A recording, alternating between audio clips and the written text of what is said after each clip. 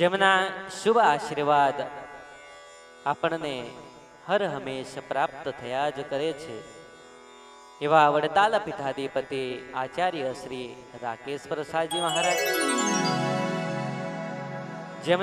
જેમની પ્રેરણાથી સુંદર આ રાત્રિ કથાનું આયોજન કર્યું એવા સૌના માર્ગદર્શક વડતાલ મંદિરના ચેરમેન શ્રી સ્વામી દેવપ્રકાશદાસજી તેમજ વડતાલ મંદિરના કોઠારી શાસ્ત્રી સ્વામી સંત વલ્લભદાસજી, શાસ્ત્રી સ્વામી શ્યામ વલ્લભદાસજી, મારા ગુરુ સદગુરુ કોઠારી સ્વામી ભગવત સ્વરૂપદાસજી, આ કથાને જે ભક્તો ઓનલાઈન શ્રવણ કરી રહ્યા છે એ દરેક ભક્તોને મારા પ્રેમથી જય શ્રી સ્વામી. વાલા ભક્તો, સુંદર આ નારી ભક્ત ગાથાને આપણે જ્યારે શ્રવણ કરી રહ્યા છીએ ત્યારે આજની તારીખ 29/6/2021, આજે સુંદર એક મહામુક્તરાજ સ્ત્રી ભક્તનું ચરિત્ર આપણે સાંભળીશું. સંતો લખે છે કે જ્યારે આપણું જીવન, આપણું આચરણ એ જ્યારે શુદ્ધ હોય ત્યારે જ આપણા મનની અંદર, આપણા હૃદયની અંદર પરમાત્માની પ્રાપ્તિ થાય છે. ત્યારે જ ભગવાન આપણા મનને એક મંદિર બનાવીને તેમાં વસીને રહે છે. મન મંદિરને શુદ્ધ કરવા માટે આપણને કથાની આવશ્યકતા પડે છે. ત્યારે મહારાજ, ત્યારે પ્રભુ નારાયણ આ હૃદયમાં વિરાજમાન થઈને બેસે. એક વખતનો સમય અને નારદજીએ પૂછ્યું ભગવાન શ્રી નારાયણને કે પ્રભુ આપ ક્યાં બિરાજો છો? આપનું મુખ્ય સ્થાન એ કઈ છે? ભગવાને કહ્યું, પ્રભુએ કહ્યું કે નારદજી તમે મને ક્યાં જોવો છો? ત્યારે નારદજીએ કહ્યું કે પ્રભુ વર્ષોથી જોઉં છું આને આ સ્થાને શેષનાગ ઉપર બેસી અને તમારા દર્શન કરું છું. ભગવાન નારાયણ એમ કહે છે કે નારદજી તમને મારું સાચું ધામ ક્યાં છે એનો ખ્યાલ નથી, હું ક્યાં વસીને રહું છું એનો ખ્યાલ નથી. જે સંતનું હૃદય, સંત હૃદય નવનીત સમાન, એ સંતના હૃદયની અંદર વસીને રહું છું. જે ભક્ત ભગવાનનું અખંડ ભજન કરે છે એના હૃદયની અંદર વસીને રહું છું.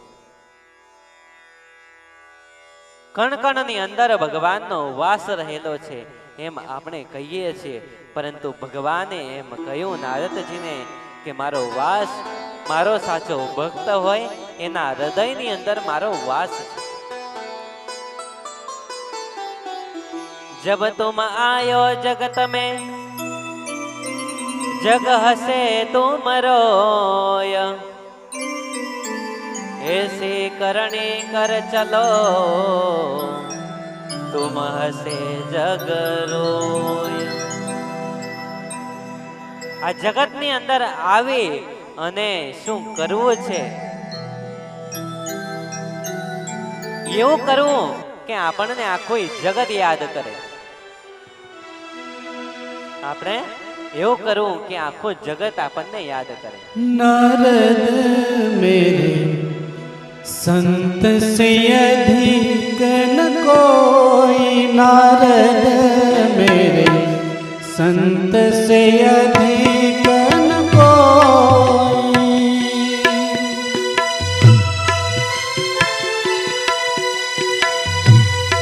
मयूर संतन मैं यार संतन,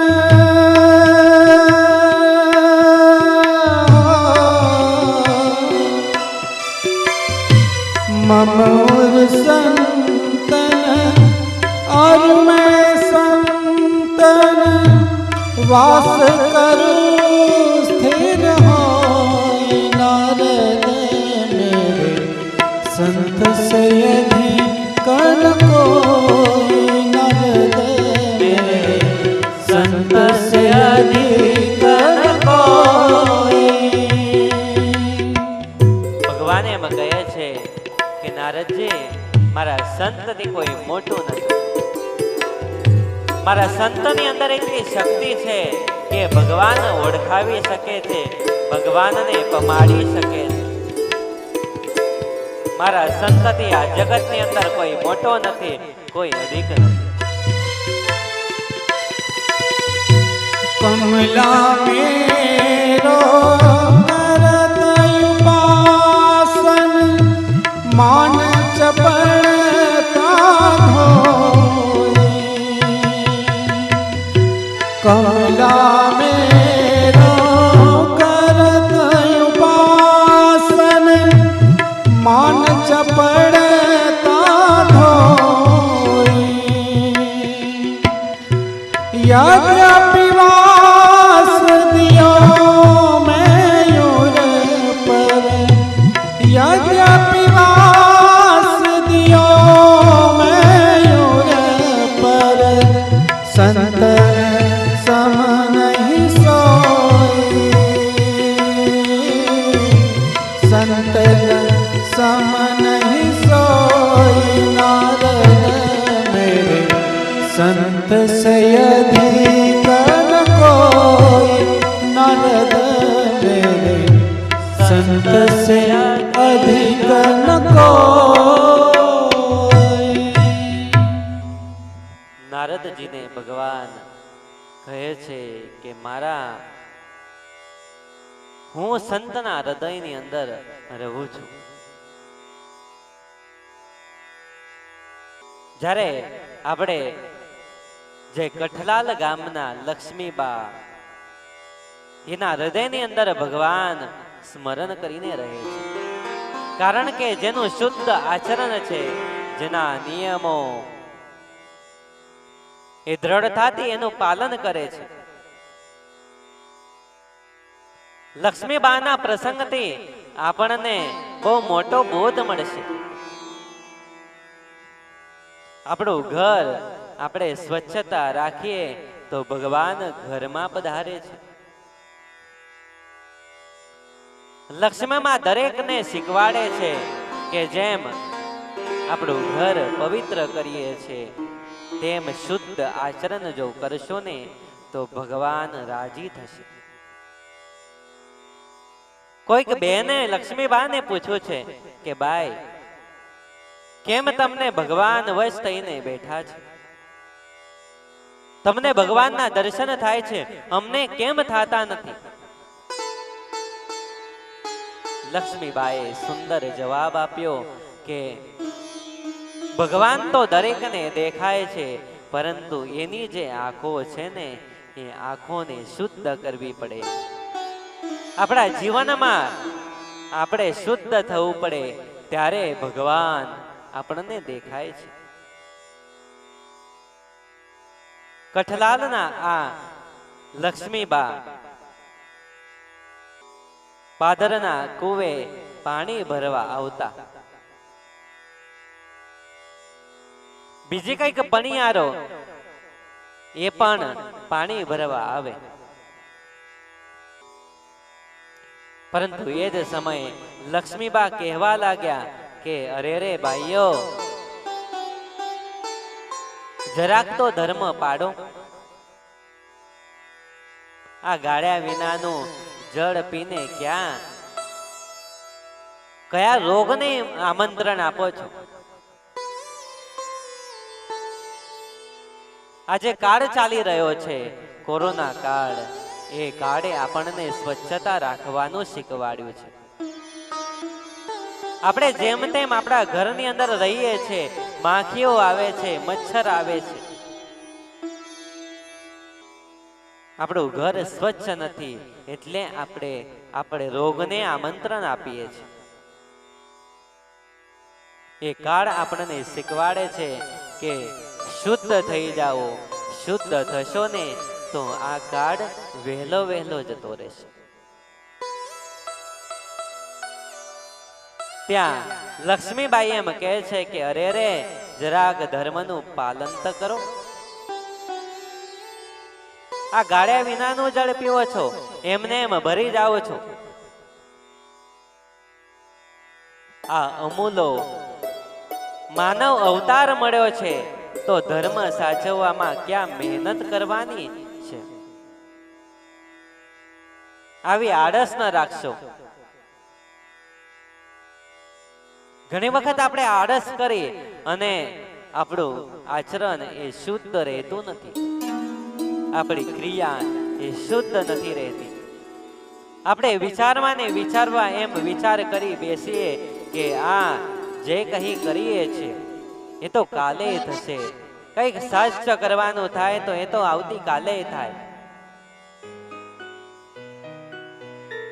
બસ આવી આળસ ન રાખશો. હવે આવી આળસના કારણે તો કારણ કે પશુ છે, પશુ જેમ તેમ રહે છે. પશુનું જીવન આપણે જોયું છે, એને કોઈ શુદ્ધતાની જરૂર નથી. તો પશુમાં અને આપણામાં શું ફરક છે? બસ આ વાતને સાંભળી બે ત્રણ બાઈઓ મનોમન બોલવા માંડી કે આ તો તેને રોજની ટેવ પડી છે. આપણને એવી ટેવ હોય, આપણે કોકને સાચી સલાહ આપીએ ને તો એના જીવનમાં એના મનમાં એક જ વિચાર થાય કે આ તો આનું રોજનું થયું. માણસ આપણને એટલા માટે કે એને આપણી ઉપર હેત છે, બાકી એને આપણી પાસે શું લેવું છે? બીમાર પડશો તો તમે પડશો, અને જ્યારે બીમાર પડશો ત્યારે આપણે કોઈ બચાવવા નહીં આપે. સાચી સલાહ લક્ષ્મીબા આખા ગામને આપે, પરંતુ આખું ગામ એ માને નહીં. એમના જીવનની અંદર કઈ ભજન નથી. એક આ પશુ પંખીઓ જીવન પસાર કરે છે, બસ એવી રીતે આ ગામના લોકો પણ એ જ રીતે એનું જીવન પસાર કરે છે. ત્યાં બાઈઓ કહેવા માંડી કે ચાલો આ બાઈને જવા દો, એ તો બોલતી જ રહેશે, આપણે આપણું કામ કરીએ. આપણે એનું માનીએ તો કેદી આપણા કામનો પાર આવે. અને પાછે આંગળીઓ કઈક સરકી નથી હોતી. જ્યાં ગામ હોય ત્યાં તો ઉકેરડો હોય જ, એમ લક્ષ્મીબા વિચાર કરે છે. કારણ કે જે સમજતી નથી એને શું સમજાવવી. બસ શુદ્ધ આચરણ નથી, એટલા માટે લક્ષ્મીબા રોજે ને રોજે બોલે અને લોકો એને એમ માની બેઠા કે આને ટેવ પડી છે. દરેક બહેનો પોત પોતાનું કામ કરવા માંડ્યા છે, એની વાતને સમજી ન શક્યા. એમાં વજીબા નામની સ્ત્રી બોલી, લક્ષ્મીબા તમે નિયમ ધર્મ સાચવી જાણો છો, અમને એમાં ગતાગમ પડે નહીં. એવા કામમાં પડીએ તો ઘરકામ અને ખેતર કામ એનો ક્યારે પાર આવે? પાણીને જળને ગાળવા બેસીએ તો ક્યારે પાણી ભરાય? એક તો આટલા દૂરથી જળ ભરવા આવવાનું અને માથે બેડું લઈને જવાનું, એનું કેટલું વજન લાગે. લક્ષ્મીબાઈ એમ કહે છે કે તમે આળસુ છો અને એટલા માટે તમે આવો વિચાર કરો છો. દરેક બાઈઓ વિચાર કરે છે કે આપણને તો ખેતરનું કામ છે. આ બાઈ નવરી બેઠી બેઠી દરેકને ઉપદેશ આપ્યા જ કરે, કઈ કામ કરે નહીં. લક્ષ્મીબાઈએ કહ્યું, અલીબાઈ આ તો તારી સમજ ફેર છે. મન ઢીલું પોછું રાખીને તો ધર્મ ન સમજાય, વહેલા ઉઠી કામે લાગી જઈએ તો શું ન કરી શકીએ.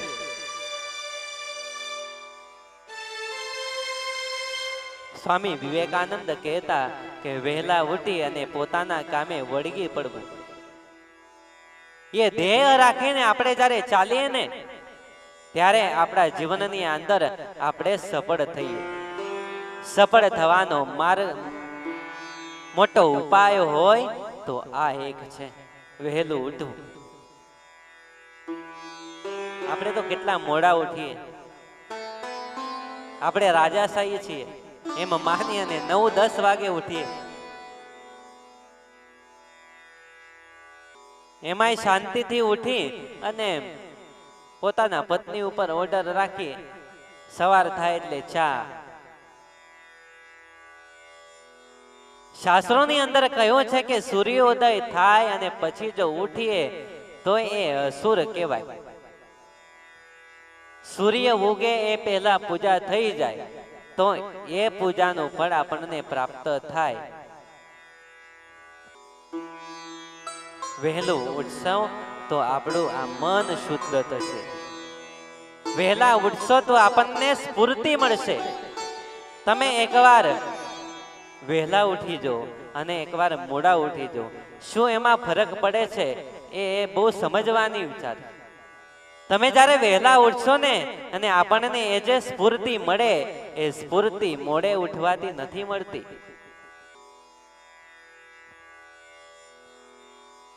તો વહેલા ઉઠવું, ભગવાનનું ભજન કરવું અને ત્યારબાદ આપણું કાર્ય કરવું.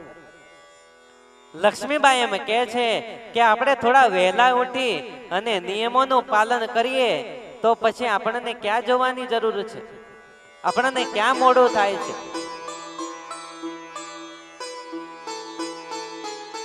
દરેક વસ્તુને ગાળી અને પીશો ને તો જ આપણને શુદ્ધતાથી જીવવું શીખવશે. દરેક વસ્તુને ગાળો. દૂધ છે તો દૂધને ગાળો, ત્યારબાદ જ એને વાપરવામાં લો. પાણીને ગાળો, એને ગાળીને પીવો. દરેક વસ્તુ શુદ્ધ કરી અને પછી પીવી જોઈએ. 1000થી કોરોના કાળ શરૂ થયો છે ત્યારથી આપણે દરેક વસ્તુ સ્વચ્છ કરીને ખાઈએ છીએ. શાકભાજી છે તો એને ગરમ પાણીમાં ધોઈ અને પછી એને ઉપયોગમાં લઈએ છીએ. એમાંય આપણે સેનિટાઈઝર રાખીએ. ક્યાંક ગયા હોઈએ તો હાથમાં લઈ અને સ્વચ્છ કરીએ. એ જરૂર છે, આ કાળની અંદર એ જરૂર છે. કેટલાય વર્ષો પહેલા કહી દીધું છે કે શુદ્ધતા એ આપણને સાર્થક બનાવે છે. શુદ્ધતાથી ભગવાનને ભજીએ તો આપણને એ વસ્તુ પ્રાપ્ત થાય છે. બાકી જેમ તેમ કર્યા કરીએ, ક્રિયાએ જેમ તેમ કરીએ તો શું આપણા સંકલ્પો પૂરા થાય? પછી આપણે સંતો પાસે આવીએ, અમારા સંકલ્પો પૂરા થતા નથી. ભાઈ, આપણી શુદ્ધતા એવી નથી તો ક્યાંથી મહારાજ આપણું સાંભળે? જ્યારે રસોઈ બનાવીએ છીએ ત્યારે ભગવાનનું નામ લો. ક્યારેક ઓફિસમાં જઈએ છીએ તો ભગવાનનું નામ લો. આપણને સમય ક્યારેય નહીં મળે, પરંતુ આ રીતે સમય કાઢી અને આપણા જીવનને ધન્ય ભાગી બનાવીએ. ઘરમાં સુખ, શાંતિ, સમૃદ્ધિ વધે, એમાં આપણને ક્યાં સમય બગાડવો પડે છે? મનમાં સતત ભગવાનનું સ્મરણ કરતા અને એનાથી આપણને સારા વિચારો આવે. છતાં લક્ષ્મીબાઈની વાત ઘણા સમયથી કોઈના હૈયે ચોટતી નથી. કહીને થાકી ગયા છે. મનોમન મહારાજને પ્રાર્થના કરીએ કે પ્રભુ, આ જગતને સુધારવાની આવશ્યકતા છે, આ જગતને ચોખ્ખાઈ રાખવાની આવશ્યકતા છે.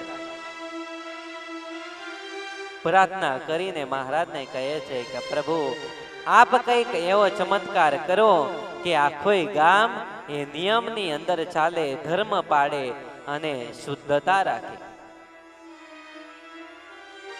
બસ આ નિયમને લઈ અને મહારાજને આર્ગ્યુ કરે છે, મહારાજને પ્રાર્થના કરે છે.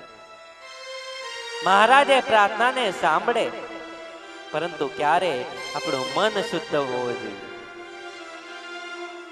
મહારાજ અવશ્ય આપણા ઘરમાં પધારે. લક્ષ્મીબા કઈ કઈને થાક્યા અને મહારાજને પ્રાર્થના કરીને દરેક વાત પોતાના મનમાં મહારાજને કહે છે. हरि मेरे जीवन प्राण आधार, हरि मेरे जीवन प्राण आधार, प्राण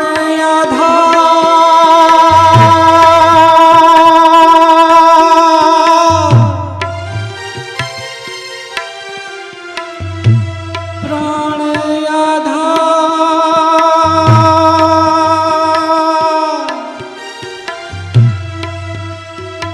हरि मेरे जीवन प्राण आधार, हरि मेरे जीवन प्राण आधार.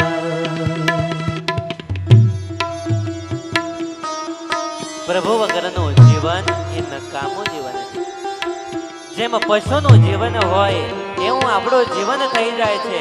આપણા જીવનની અંદર ભગવાન અને ભગવાનના સંતો અવશ્ય જોઈએ, જે વારંવાર આપણને વળીને કહે કે આ જે ક્રિયા કરો છો એ ખોટી છે, ક્રિયાને સુધારશો, ભગવાન આપણી સાથે છે. और नया सिरो नाही तुम बिन,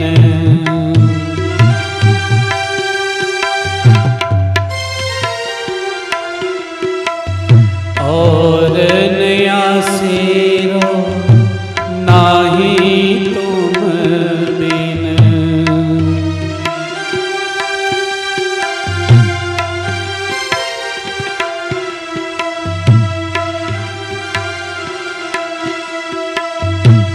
तीनों लोक मजार, तीनों लोक मजार, हरि मेरे जीवन प्राण आधार, हरि मेरे जीवन प्राण आधार.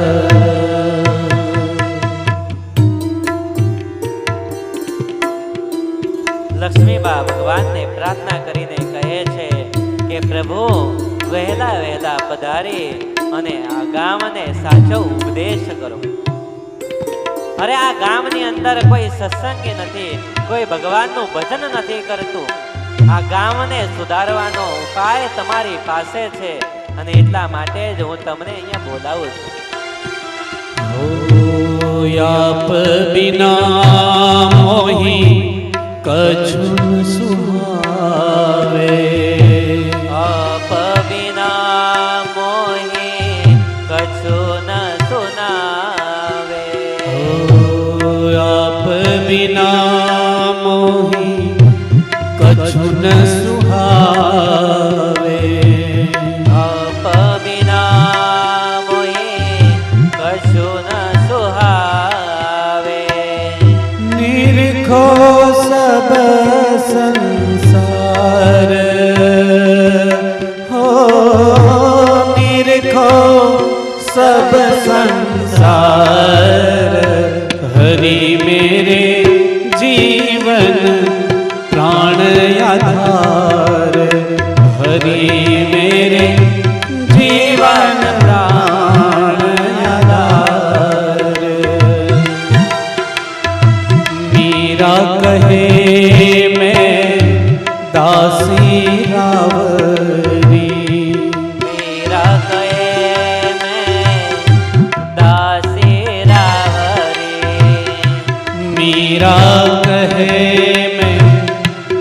દાસી રાવરે મીરા કહે મેં દાસી રાવરે દીજો મતી બિસાર હો દીજો મતી બિસાર હરી મેરે જીવન પ્રાણ આધાર હરી મેરે જીવન પ્રાણ આધાર હરી મેરે જીવન પ્રાણ આધાર.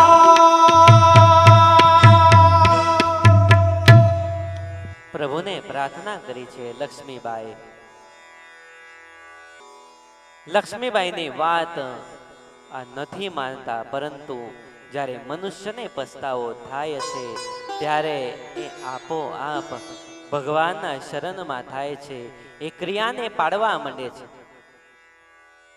જ્યારે જીવનમાં દુઃખ આવે ને તો આપણે ભગવાનને માનતા ન હોઈએ તો પણ ભગવાનને માનવા લાગીએ. ઘણી વખત નહીં કહેતા કે હું તો આ ભગવાનમાં નથી માનતો, પેલા ભગવાનમાં નથી માનતો, પરંતુ કુદરત આપણને મનાવે જ છે. ક્યારેક ને ક્યારેક ભગવાનને માનવું જ પડશે, કારણ કે આ જગતની શક્તિ, આ જગત આખું જેના ઉપર ટકેલું છે એ ભગવાન નારાયણ છે. એ મહારાજ આ ગામમાં બીજું કોઈ સત્સંગી નથી એમ મહારાજને પ્રાર્થના કરી. ત્યાં તો એક છોકરો, પાડોશી છોકરો બોલાવા આવ્યો અને મહારાજે કહ્યું કે જાઓ લક્ષ્મીબાને બોલાવી લાવો. મહારાજ કઠલાલની અંદર પધાર્યા છે. આનંદ આનંદ થયો. નાનો એવો છોકરો આ લક્ષ્મીબા જ્યાં ગામના પાદરમાં જ્યાં કૂવો હતો ત્યાં ઊભા હતા. પાડોશનો છોકરો લક્ષ્મીબાને કહે છે કે બા, એમાં એ મહારાજ આવ્યા છે, તમારા ઘરે પધાર્યા છે. અને બસ આ લક્ષ્મીબા આ સાંભળતા જ ખૂબ ધન્ય ભાગી બન્યા છે. એના મુખ ઉપર પ્રસન્નતા છવાઈ ગઈ છે. લક્ષ્મીબા ઘરે આવ્યા અને મહારાજને બેસવા માટેનું સરસ મજાનું આસન આપ્યું છે. મહારાજ એ આસન ઉપર બિરાજમાન થયા છે.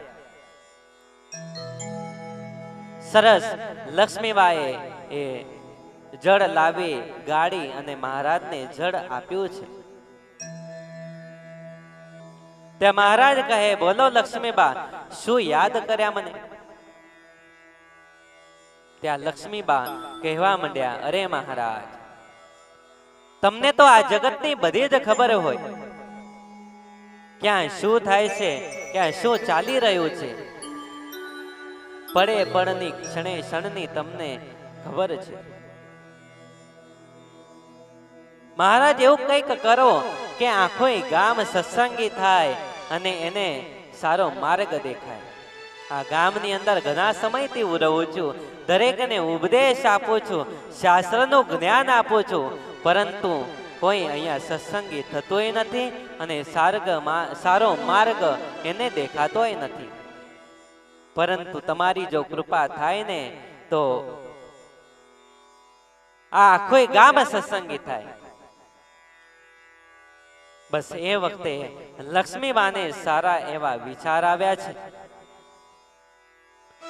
લક્ષ્મીબાઈ કહે છે, આ જળ ભરેલી ભોગરડીમાં તમારા મહારાજ ચરણ બોડો.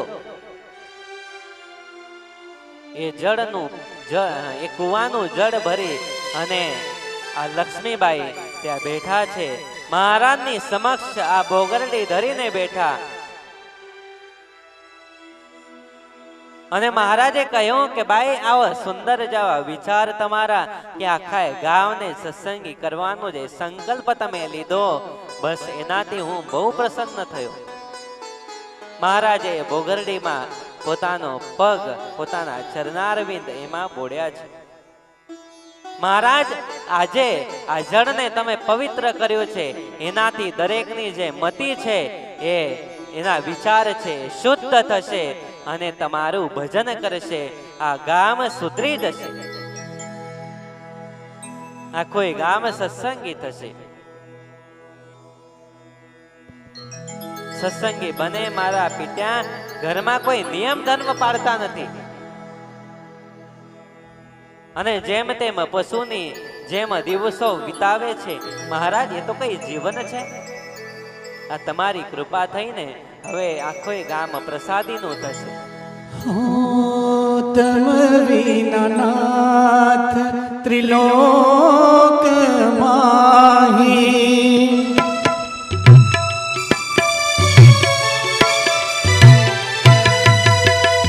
તમ વિના નાથ ત્રિલોક માહી, તમ વિના નાથ ત્રિલોક માહી. વાલું બીજું નથી રે, વાલું બીજું નથી રે, કોઈ કોઈ રે માવતારી મૂર્તિમાં મોહી મોહી રે, માવતારી મૂર્તિમાં મોહી મોહી રે. હો પ્યારા તારી મૂર્તિમાં, પ્યારા તારી મૂર્તિમાં મોહી મોહી રે, માવતારી મૂર્તિમાં મોહી મોહી રે, માવતારી મૂર્તિમાં મોહી મોહી રે.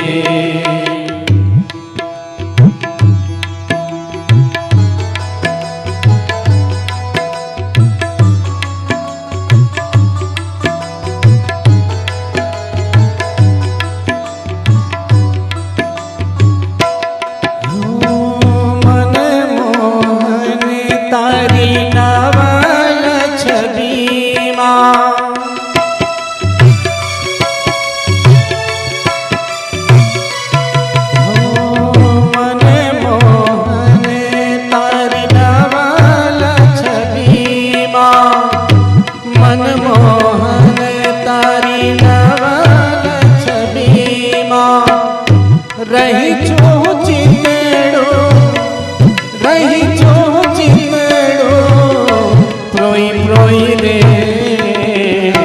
માવતારી મૂર્તિમાં મોહી મોહી રે, માવતારી મૂર્તિમાં મોહી મોહી રે, માવતારી મૂર્તિમાં મોહી મોહી રે. મહારાજે એ બહુ ઘરડીમાં પોતાના ચરણારવિંદ બોળ્યા છે. જળ પ્રસાદીનું કર્યું અને લક્ષ્મીબાઈએ આ જળની બોઘરડી લઈ માથે મૂકી અને કૂવા પાસે જઈ એ જળ કૂવામાં નાખ્યું. ઇતિહાસ એમાં કહે છે કે જળ કૂવામાં નાખતા જ અને દરેકના ઘરે ઘરે આ પ્રસાદીનું જળ પહોંચ્યું. ત્યાં તો દરેકની મતિ એ સુધરી ગઈ છે અને આખું ગામ એ ભગવાનનું સત્સંગી થયું છે. સંતો સુંદર મજાનું એક દ્રષ્ટાંત આપે કે સુંદરિયાણા ગામના હિમરાજ શેઠ હતા.